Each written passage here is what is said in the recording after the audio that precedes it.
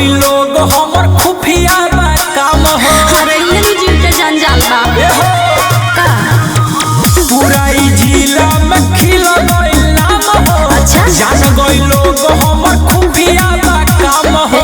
सुनी के खबर हमर दिल घबराइल बा। बालू माफिया में नाम जनुआ के आइल बा। कमर में दूध गो सिक सर धराइल बा। बालू माफिया में नाम जनुआ के आइल बा।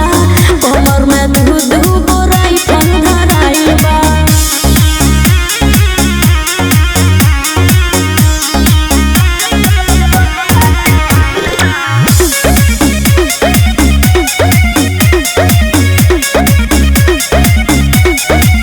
रहे हो रात नहीं दिहल सन दिखाई।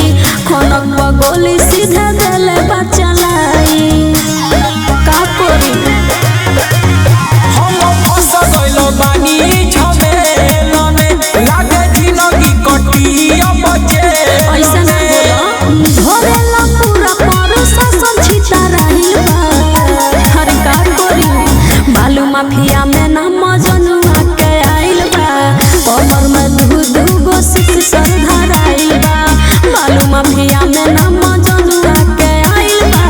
कमर में दूध गो सिक सर धराइल बा।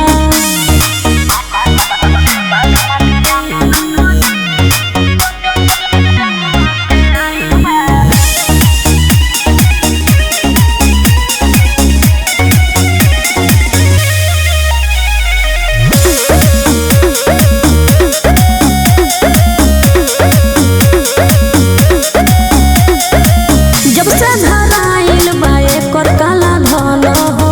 पैदा हो गइल बा ढेर दुश्मन हो। परेशान हो गइल बानी अब भूल जइहो गोलडेन के जान हो। काहे? बाटे मुश्किल में हमरो परान हो। ऐसे ना बोला निर्मल नितेश के इज्जत ना सही बा। बालू माफिया में नाम जनुआ के आइल बा।